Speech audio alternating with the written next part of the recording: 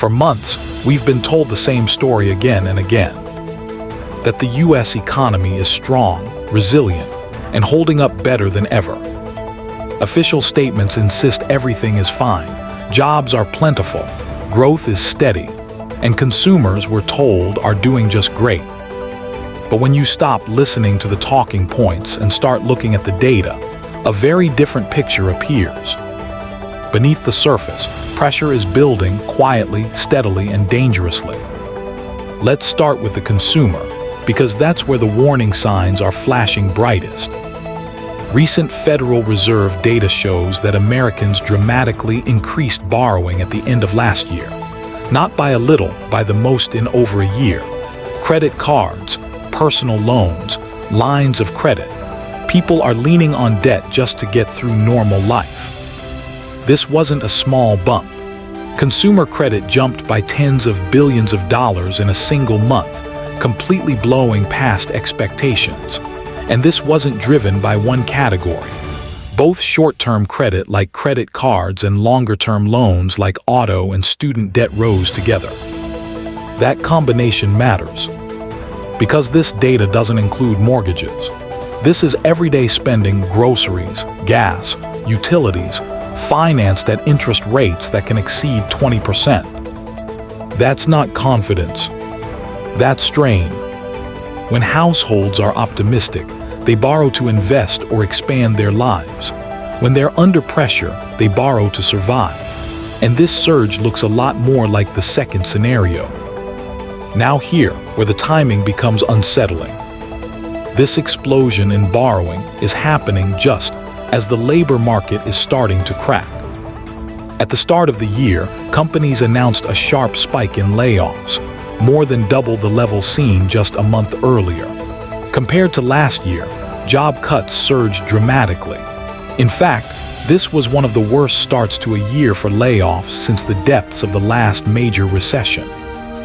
Yes, layoffs often rise early in the year. That part is normal. What's not normal is what came next. At the same time layoffs jumped, hiring plans collapsed. Companies across the entire country announced plans to hire only a few thousand workers nationwide, the lowest number ever recorded for this time of year, lower than during past recessions, even lower than during the pandemic. That's not cost cutting. That's fear. It means businesses are not planning for expansion.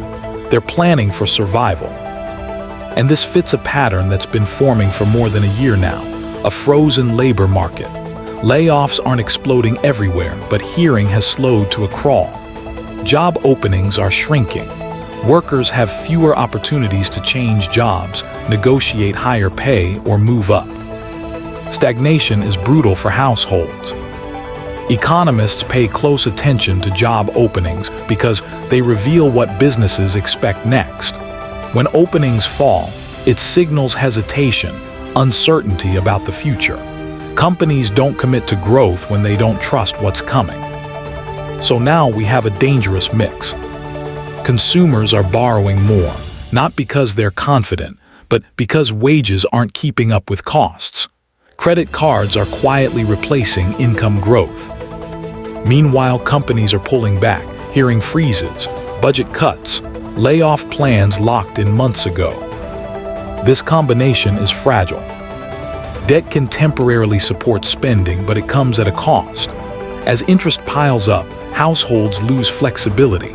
One shock, a job loss, reduced hours, a medical bill, can turn manageable debt into a crisis overnight. And here's the catch. Many of these layoffs haven't fully shown up in official unemployment numbers yet. There's always a delay. That's why headline data can still look fine, even as conditions underneath deteriorate. This is how downturns usually begin. Not with a sudden collapse, but with subtle shifts. Fewer job openings, fewer hires, more reliance on debt, more anxiety behind the scenes.